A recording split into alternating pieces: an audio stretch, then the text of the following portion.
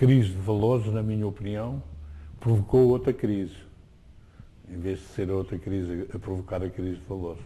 Por se terem perdido os valores, é que caímos no buracão em que estamos.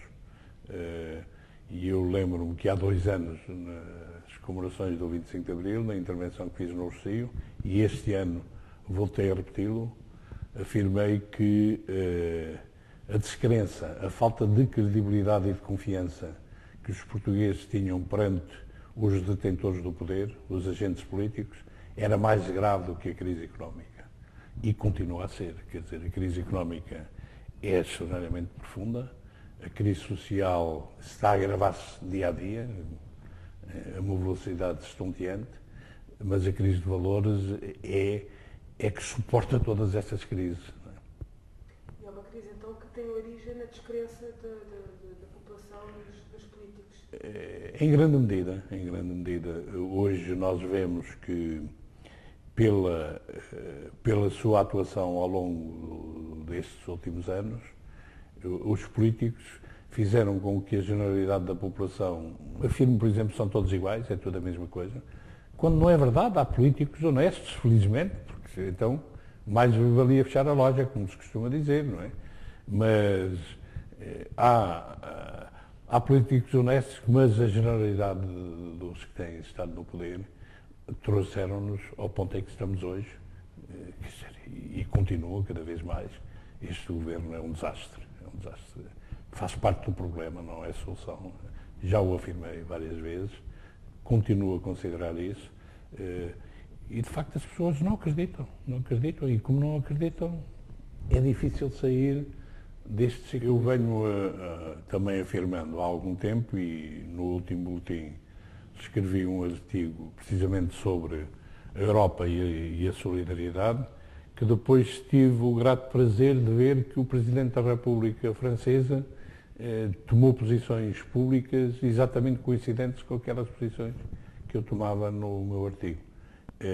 Não sei se ele o leu ou se não leu, o que sei é que as posições são muito semelhantes. E a questão é esta: a Europa tem estado a atravessar, ainda com pequeninas nuances, tem estado a atravessar o maior período da sua história em que tem tido paz.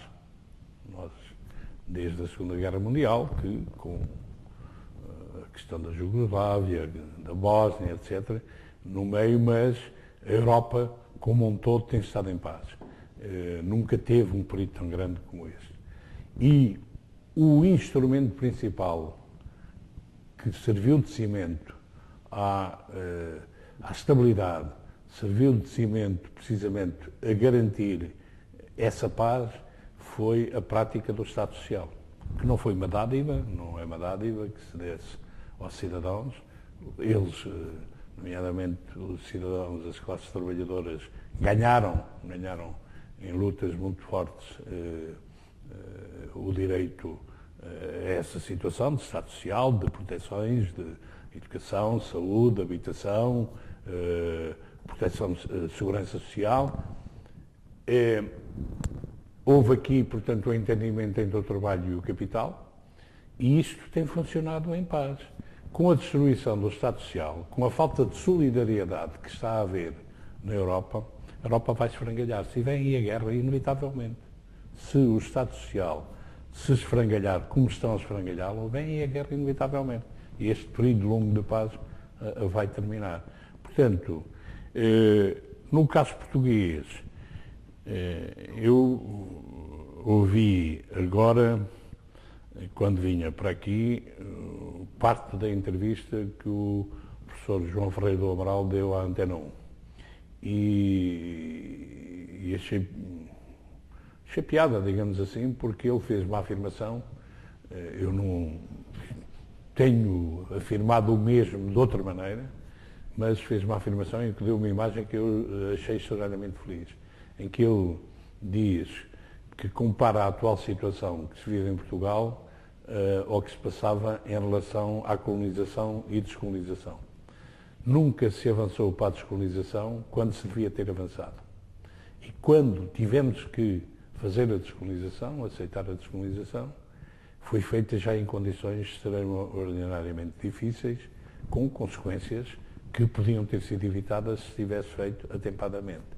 Neste momento estamos numa situação muito semelhante e, por isso, eu começo a considerar que entre estarmos a dar significado àquela fábula da cozedura da rã, em que se vai mudando a água e se vai aquecendo cada vez mais e ela vai se habituando e a certa altura está metida na água a ferver e está a ser cozida e é mesmo cozida sem se aperceber disso, em vez disso, naturalmente é preferível a ruptura. E, portanto, em vez de nos deixarmos cair mesmo no abismo para onde este governo, este poder nos está a atirar, para onde a Europa nos está a atirar, naturalmente é preferível a ruptura. E é preferível a ruptura, provavelmente encarando a possível saída da Europa, não só do euro, mas da própria União Europeia, porque para estarmos lá, nesta situação, e sermos levados para o brocão, para o abismo, é preferível sairmos. É evidente que nós não estamos isolados, há outros países, outros povos que estão nas mesmas condições, nas mesmas circunstâncias, e a minha esperança é que haja condições e sejamos capazes de nos ligarmos a esses outros países para tentar encontrar soluções coletivas entre vários países que estão na mesma situação. Agora, aquilo em que estamos é que é impossível continuar. É impossível continuar porque estão a destruir o Estado Social por completo, estão numa teoria de política neoliberal a empobrecer o país porque acham que o objetivo é esse. Estão a provocar de propósito o desemprego porque acham que se houver desempregados, os que estão empregados batem a bola baixinha, como se costuma dizer, para não levantarem ondas, porque sabem que têm ali outros desempregados prontos a ir para os empregos que eles têm neste momento. Estão, portanto, a colocar-nos numa situação como nós não estávamos há não sei quantos anos. E, portanto, estão a destruir tudo o que tem a ver com valores de abril na sociedade. E a democracia é formal, mas até na formalidade da democracia há coisas que já estão a ser ultrapassadas e que informam, na minha opinião, e afirmei isso agora no Congresso Democrático das Alternativas, informam uma situação que pode ser considerada já uma espécie de ditadura e não democracia, porque quando pegamos na Constituição e dizemos em relação à Constituição, como o ministro Miguel Relvas disse aqui há tempos, que em momentos de crise a Constituição é um fait divers, é um pormenor. Quando pegamos na Constituição, pomos no baú, quando o Tribunal Constitucional toma determinadas atitudes e o Executivo não liga a essas atitudes, quando se defende abertamente que se devia acabar com o Tribunal Constitucional porque o Governo deve estar acima de tudo isso, isso são situações de ditadura e não de democracia. Quando o Executivo se substitui ao Legislativo para fazer as leis, quando o Legislativo se deixa envolver numa teia em que não fiscaliza o Executivo e permite que inclusivamente seja o Executivo a fazer as leis e tudo o que vem do Executivo é para passar porque existe o peso do voto da maneira como existe, nós estamos já mais próximo da ditadura do que da democracia. E, portanto, estamos, de facto, numa situação extraordinariamente complicada. E por isso, eu acho que, naturalmente, é preferível a ruptura do que continuar a deslizar, eu ia dizer suavemente, mas já nem é suavemente, a deslizar para o abismo como nós estamos. O capital financeiro que está cego pelo lucro intensivo e imediato e não vê que está a matar a sua própria galinha de ovos de ouro. Mas isso é o problema deles, dos capitalistas financeiros. Eu acho que estão, de facto, a matar a sua galinha de ovos de ouro. Mas Repare, eu sei que isto é muito controverso e já muita gente me tem dito, mas nós não estamos em ditadura, não podes afirmar isso. Não, mas eu não digo que estamos em ditadura de cura. Nós estamos numa situação que já prefigura situação de ditadura, que de democracia tem muito pouco, porque a questão formal de votar de 4 em 4 anos, o que é que isso interessa? Passados um mês, quem ganhou as eleições já está a fazer exatamente o contrário daquilo que prometeu que ia fazer e que levou à sua eleição, como estes que lá estão agora. E, portanto, a corrupção continua a campear de uma maneira louca. Portanto, o nosso grave problema é a corrupção. Porque há aqui uma falácia que me deixa louco, que é quando tentam criar a ideia de que nós chegamos ao ponto a que chegamos porque gastámos mais do que aquilo que podíamos gastar no Estado Social. Não. Nós chegamos ao ponto a que chegámos porque houve corrupção muito forte, e saíram do país grandes volumes de capitais. Fuga de impostos e fuga de capitais para o estrangeiro. E que depois, ainda para cima, acontece esta situação kafkiana. Os capitais saem, criam o vazio, o país pede empréstimos e os mesmos capitais regressam sob forma de empréstimos a juros absolutamente agiotas. E, portanto, como é que nós podemos estar numa comunidade europeia que tem um Banco Central Europeu que empresta a 1% à banca e empresta a 6% e 7% ao país, a Portugal? Então, mas isso é possível. E por isso mesmo eu acho que temos que dizer não pagamos os juros. Estes juros não são para pagar. E temos que falar grosso, como eu costumo dizer, aos nossos credores e aos nossos parceiros europeus. E não como bons alunos para que o atual Presidente da República instituiu essa figura do bom aluno, viu-se com que resultados e que esses estão a seguir junto. Agora, se houver um conjunto de países que estão em dificuldade, que se unam e consertem a sua saída do euro, é capaz de ser muito melhor. E dar-nos a nós, portanto, possibilidades de dar a volta por cima.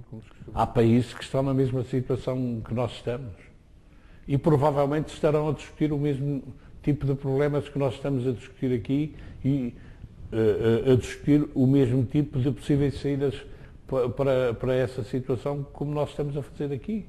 E, portanto, é preciso juntar esforços e é preciso chegarmos à conclusão que todos estaremos a ganhar se unirmos esforços dos vários países contra quem está neste momento a ocupar-nos não militarmente, mas financeiramente. A política neoliberal, a ideologia neoliberal, pretende atingir esses objetivos. E, portanto, eu não direi que quem está no governo a defender essas teorias é incompetente, porque provavelmente é competente, para atingir os seus objetivos. Agora, os objetivos é que são errados. O empobrecer o povo, o provocar desemprego, o criar a situação de terra queimada para a seguir tentar plantar de novo, começando quase do zero, é criminoso, na minha opinião. Não é falta de competência. Porque eu não quero acreditar que eles sejam tão estúpidos que não percebam, de facto, que assim não vamos lá à recuperação mantendo o bem-estar da população. Assim poderemos ir a uma recuperação pequenina e longínqua, muito longínqua, mas arrasando por completo a população, provocando situações absolutamente degradantes, provocando provavelmente suicídios e outro tipo de situações, provocando um acentuar enorme da imigração, portanto, destruindo o país, na minha opinião. E é isso que eles estão a fazer. E por isso eu não os considero absolutamente nada patrióticos. Estarão ao serviço do capital financeiro internacional, ao serviço do nosso país, eu penso que não estão. Quando inclusivamente se está a vender ao desbarato e a retalho o país, estamos a vender as nossas mais-valias todas a pataco, não é? Como se dizia antigamente. é absolutamente inaceitável o que é que se está a passar. Quando vêm dizer ufanamente que as exportações estão a aumentar, mas encobrem que a grande fatia das exportações que faz aumentar o valor das exportações é o ouro, que está a ser comprado aí. Basta ver as casas que estão para aí a comprar ouro e que as pessoas estão a desfazer do ouro que tinham e depois isso é fundido e é exportado. Não, essa exportação não devia contar, digamos, para o cálculo das exportações a aumentar ou não. Mas é o que está a passar. É o que está a passar. E é dramático que portugueses, dirigentes políticos, estejam a pactuar, eu não direi a pactuar, porque a pactuar já é muito mau, mas estejam a exercer as ações que nos levam a isso. Vamos correr com os políticos que estão a fazer isso. Vamos substituí-los por outros que não defendam este tipo de soluções. Porque há uns em Portugal, há bons políticos em Portugal também. E, portanto, vamos ter que ser capazes de correr com os vendilhões do tempo. Vamos ter que ser capazes disso. E por isso eu digo que este poder já faz parte do problema e não da solução. O Presidente da República faz parte dos agentes políticos que estão no poder e altamente responsáveis. E ele é talvez o maior responsável de todos pela situação que nós chegamos. Basta ver o enorme tempo em que ele está no poder, desde Ministro das Finanças e depois Primeiro-Ministro durante, acho que foram 10 anos. E agora já está não sei quanto tempo em Presidente da República também. E, portanto, tem poder muito forte para alterar esta situação. Se o tivesse que fazer, na minha opinião, já perdeu a credibilidade que era necessária para o poder fazer. Mas eu não preconizo soluções, até porque não há condições para isso, soluções de ruptura violentas. Eu às vezes digo na brincadeira, se houvesse condições para isso, já estava a preparar outro 25 de Abril. Não há condições para isso, de várias naturezas. Portanto, a solução tem que ser no campo democrático e tem que ser através de eleições. E se os atuais agentes políticos que estão no poder e que concorrem às eleições não forem capazes de perceber que têm que alterar as suas posições, têm que surgir novos agentes políticos. A sociedade tem que ser capaz de criar novos agentes políticos, porque se não formos capazes disso, vamos todos com a pedra atada ao pescoço para o fundo. Vamos todos para o fundo. Portanto, vamos ter que ser capazes de encontrar alternativas. Agora,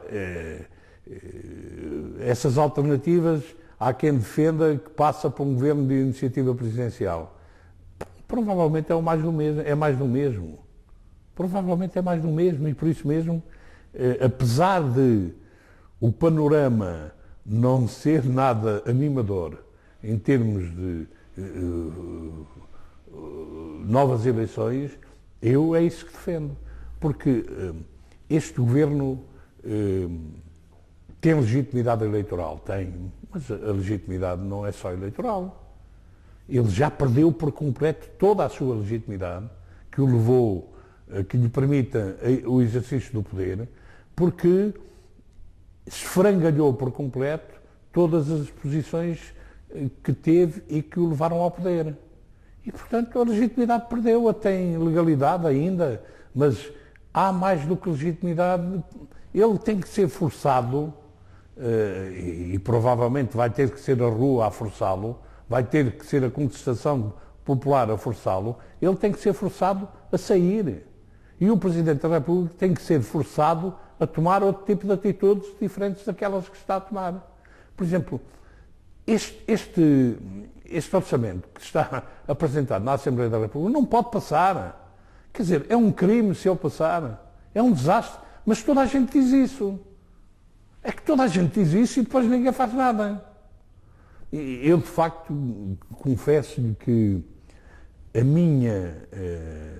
minha angústia, em termos pessoais, que eu tenho de há bastante tempo a esta parte, é a sensação de impotência que tenho para contribuir para encontrar soluções para dar a volta a essa situação. Agora, não desisto de resistir. E neste momento nós estamos, de facto, num momento de resistência, que é, aliás, um direito constitucional que assiste aos portugueses, está lá, em situações destas, temos direito de resistência. E eu não desisto. Eu pergunto a alguns deles como é que conseguem de manhã fazer a barba. E verem, porque para fazer a barba têm que olhar para o espelho. Como é que é possível olhar para o espelho? E manterem-se? Como é que o Miguel Relvas consegue continuar no governo depois dos enormes escândalos que protagonizou? Como é que é possível? Mas é um facto. É um facto. Provavelmente, se os responsáveis não tomarem algumas medidas, provavelmente a ruptura vai dar-se, a ruptura violenta. E eu tenho dito várias vezes, eu quando tomo atitudes deste tipo, de denúncia, de alerta, e venho a fazê-lo há 4 anos, que eu venho a alertar, não é só com este governo que eu tomei atitudes muito duras em relação ao que estava a passar. Venho a fazê-lo há 4 anos, a alertar para que venha a revolta dos escravos. Quando eu faço este tipo de alertas, é para tentar evitar a revolta dos escravos, porque eu não a quero. Agora, por este caminhar, eu não sei quanto tempo nós vamos viver em paz social em Portugal. Não sei. Não sei. E as pessoas ou se apercebem que por este caminhar a violência vem aí, não é? E depois eu só espero é que quer as forças de segurança, quer as forças armadas, não aceitem ser instrumentos de repressão perante a população quando ela se revoltar. Porque provavelmente os ditadorzinhos, entre aspas, vão tentar deitar mão aos meios que têm, que é as forças de segurança ou as forças armadas, em último caso, para impor a sua vontade. Eu só espero que, se essa situação se verificar, e a continuarmos assim, ela vai verificar-se, só espero que, de facto, as forças de segurança e as forças armadas não permitam que as instrumentalizem para serem elementos de repressão perante a população. Dizer que as mãos no lume, nem por mim eu as coloco, porque nunca sei, perante situações concretas, como é que irei reagir. Não gosto de dizer desta água não beberei, prefiro dizer bebi ou não bebi desta água. Portanto, não sei o que é que se irá passar. Provavelmente numa primeira fase as forças de segurança irão atuar. Agora, se a situação se agravar muito mais, espero que não atuem em nome dos estados de emergência ou coisas do estilo, quer as forças de segurança, quer as forças armadas, não deem o beneplácito aos atuais detentores do poder para imporem a sua vontade perante a população, se ela se vier a revoltar, como será inevitável se tudo continuar. Faz parte da política neoliberal e dos objetivos deles e, portanto, ou eles estão a tentar regressar ao fim do século XIX, princípios do século XX. E estão a obrigar o trabalho a ir para o tipo de lutas que desenvolveu na altura por recuperar direitos que, entretanto, ganhou, conquistou e que agora estão a ser perdidos. E é evidente que isso que, em certa medida, está consubstanciado também com o Estado Social, porque não se pode separar isso do Estado Social, do direito à saúde, do direito à educação, do direito à habitação, do direito à proteção, à segurança social. Isso fará parte da luta e as classes trabalhadoras vão ter que recuperar, vão ter que voltar a essa luta e, portanto, não visualizo que seja possível voltar a ter uma sociedade capaz com os direitos anulados, porque a sociedade, se não houver esses direitos, se não houver essa justiça social que esses direitos consubstanciam, se não houver a justiça social, a sociedade não poderá ser uma sociedade desenvolvida e uma sociedade capaz e justa e, portanto, isso faz parte do ataque do capital financeiro. Se eu pretendo atingir determinados objetivos, e se pretendo criar determinado tipo de sociedade, eu tenho que atacar tudo aquilo que dificulte a conquista desses objetivos. E é evidente que se eu pretendo atingir uma sociedade não democrática, se pretendo atingir uma sociedade extraordinariamente injusta, empobrecida, com um desemprego enorme, eu tenho que atacar uma imprensa livre, uma comunicação social livre, porque é um dos instrumentos principais para evitar que eu consiga, que eu funcionar bem, vai ser um dos obstáculos maiores a que eu consiga atingir os objetivos que tenho. E, portanto, um objetivo é destruir. Não se está a destruir porque a crise provoca a destruição. Há aqui também a pescadinha de rabo na boca. Também faz parte dos objetivos de destruir a comunicação social livre e independente. E é evidente que em Portugal há muito tempo que a comunicação social está fundamentalmente na mão do setor privado. E, ao estar fundamentalmente na mão do setor privado, está mais na mão do capital do que na mão do trabalho. Mas tem sido um capital e tem sido um setor privado que tem funcionado bem dentro da democracia, porque a democracia tem que comportar também o setor privado, com certeza. E há muitos privados, nós todos, queremos a democracia e, portanto, democracia não é oposto a ter o setor privado. E, portanto, ele tem funcionado.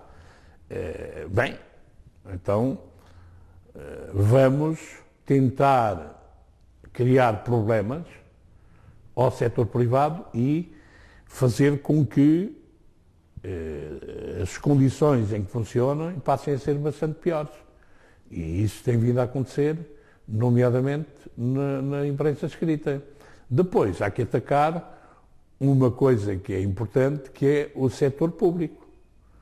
E é evidente, por exemplo, quando eu vejo o ataque que se está a preparar para fazer à Lusa, se nós acabarmos com uma agência de informações livre e autónoma, como a Lusa tem funcionado, apesar de estar condicionada porque depende do Ministério da Tutela, o Governo é que tutela a agência, mas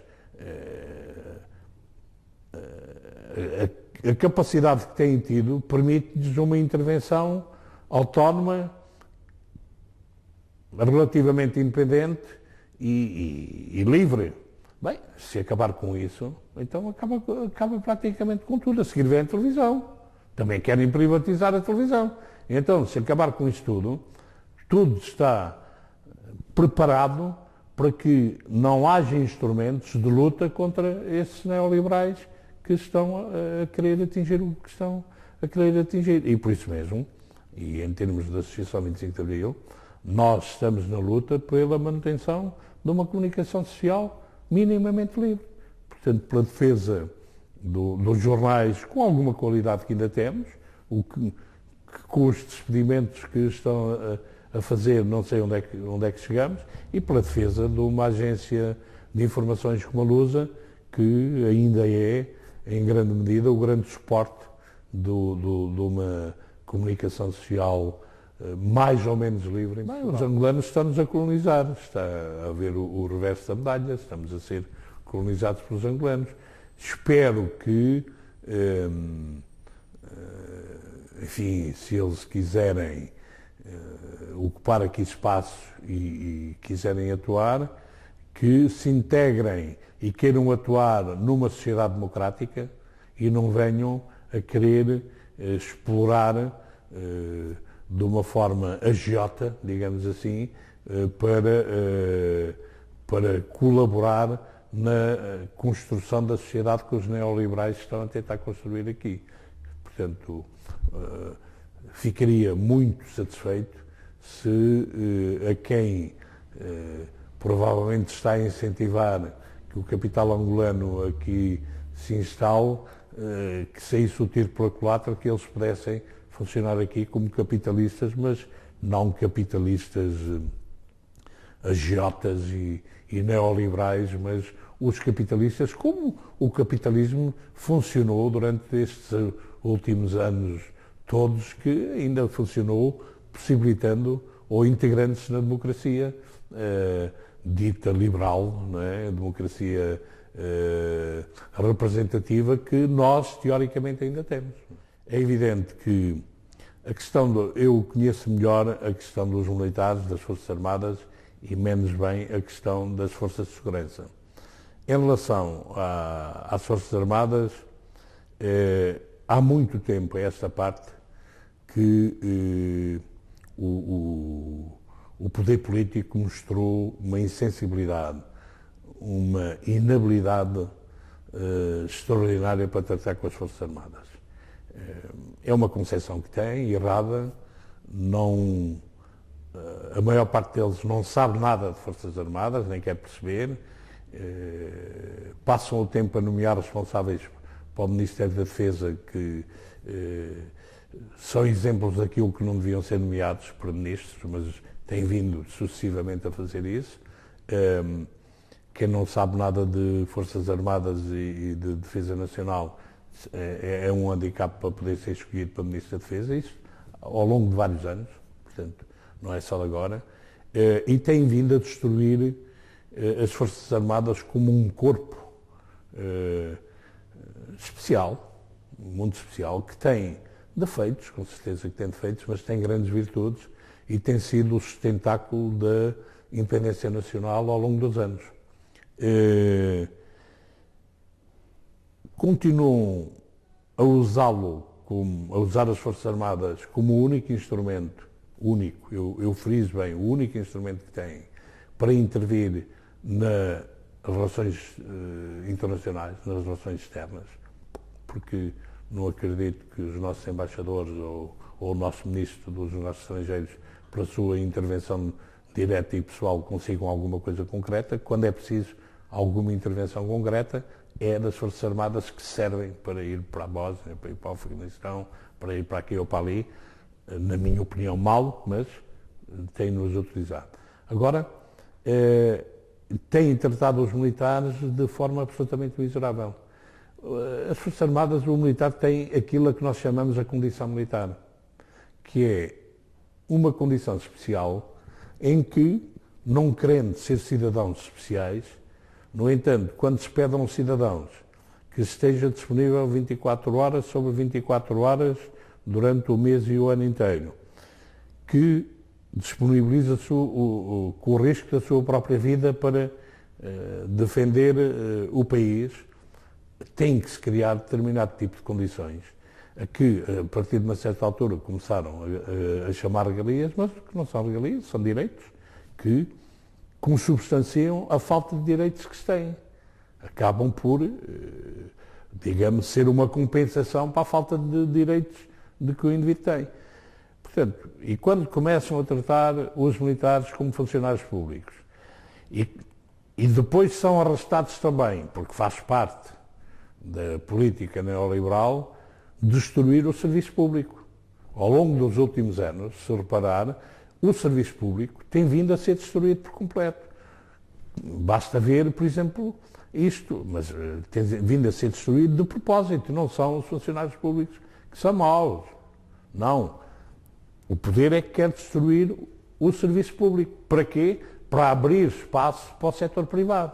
E nós temos, por exemplo, uma situação absolutamente aberrante, que é aquela de o Estado, que tem os seus serviços públicos, tem os seus funcionários públicos, se servir de gabinetes de advogados para tudo e para mais alguma coisa.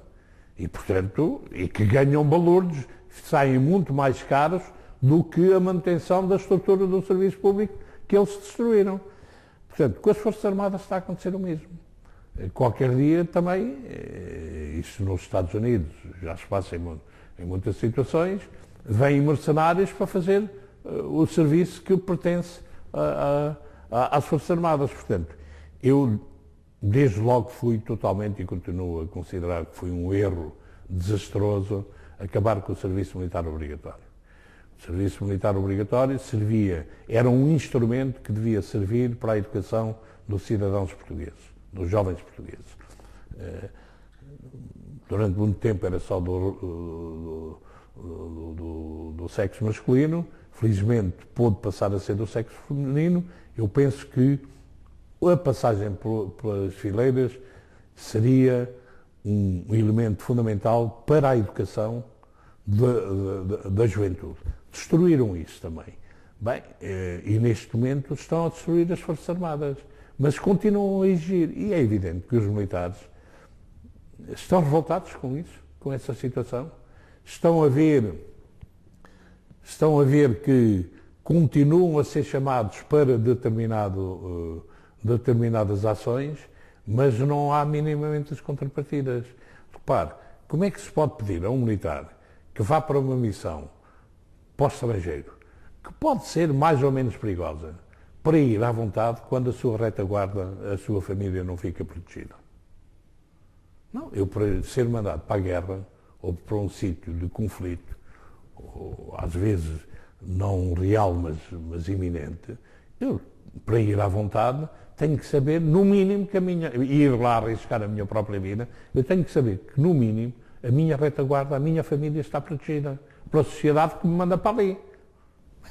Portanto, quando isso está tudo de volta, de pernas para o ar, é evidente que não pode dar bom resultado, e não dá, e os militares estão ultra, o termo falta-me, eu ia dizer, ultra chateados, ultra indignados com o que se passa, porque veem que estão a destruir as Forças Armadas. Para quê? Bem, naturalmente porque têm medo que as Forças Armadas façam outro 25 de Abril. São capazes de ter medo para isso, mas eu espero que não façam outro 28 de Maio. Isso é que eu espero que não façam. Portanto, os militares estão indignados, as forças de segurança parece-me que estão a ir pelo mesmo caminho. Provavelmente poderemos assistir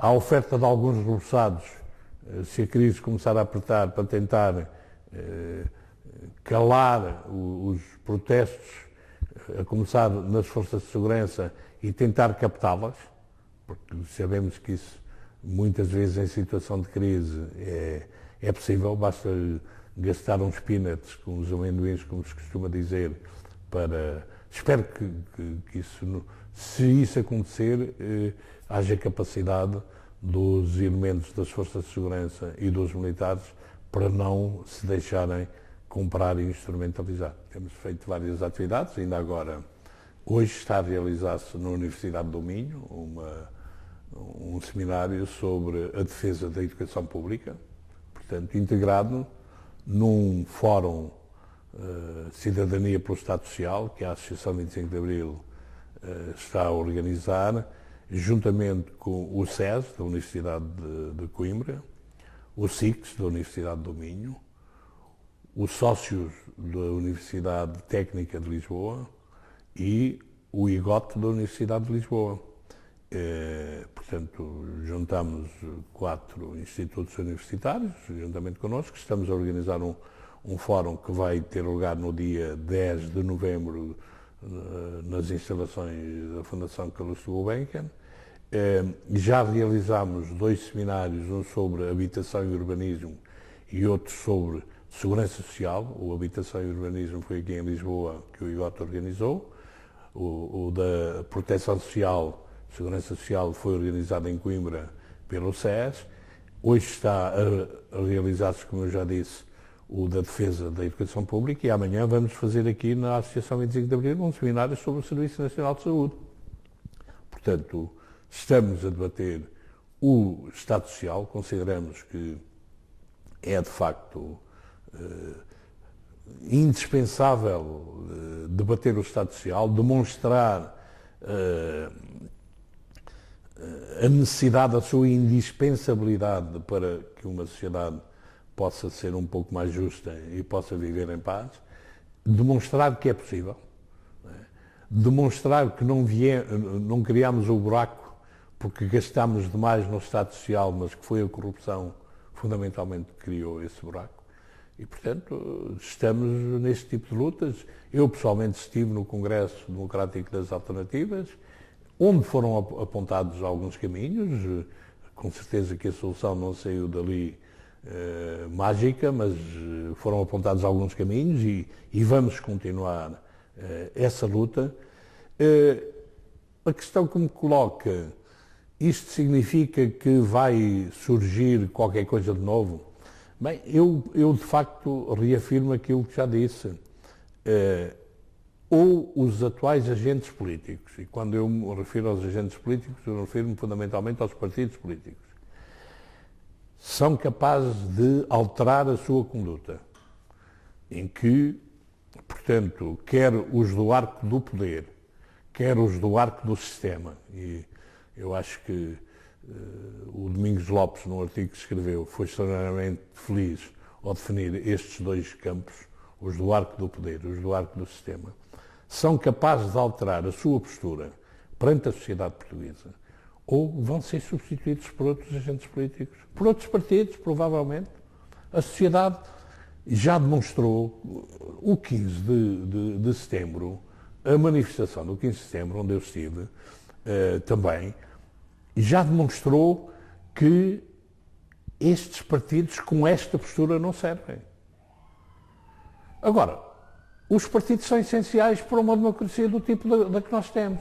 E, portanto, ou somos capazes de abrir os olhos aos responsáveis partidários e dizer, mudem lá de atitude, passem lá a ser mais democráticos internamente, passem lá a fazer com que os deputados deixem de ser marionetes com medo de perder o lugar nas próximas eleições e representem efetivamente os interesses da população. Passem lá a ser escolas de formação através das Jotas, escolas de formação enfim, eu não quero usar o termo que seria demasiado duro, que me apetece usar, mas de maus políticos. Passem lá a deixar de ser agências de empregos e passem a defender o interesse da população em geral, que votem em vocês. Ou se eles não forem capazes de fazer isso, com certeza que a população vai ter que encontrar novas soluções e vão aparecer novos partidos políticos. Dizem, mas há quase 40 anos que estamos nisto. Com certeza, mas onde surgir? Onde ter que surgir? Há de ter que surgir candidatos a Presidente da República que sejam capazes, que mostrem ser capazes de se interessar pelo país e não por este tipo de situações, de manter este tipo de situações como este atualmente está a fazer. Portanto, isto significa uma grande reviravolta? Com certeza vai ter que haver.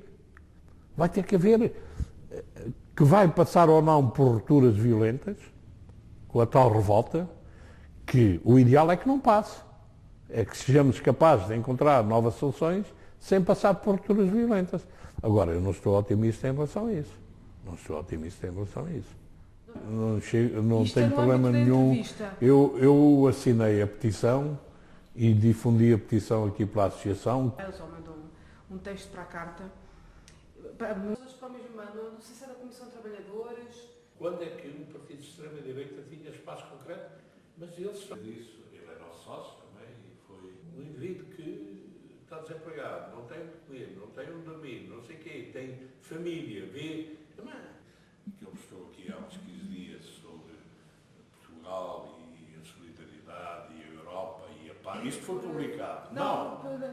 Lá em Paris ficou lá traduzido. A contestação ao poder neste momento é feita à direita. Pelos chamais, diminuídas as suas regalias, principalmente as suas regalias relativas, pelo 25 de Abril. Não são os mesmos. O Passos Coelho, não sei que idade tinha, meia dúzia de anos, não são os mesmos.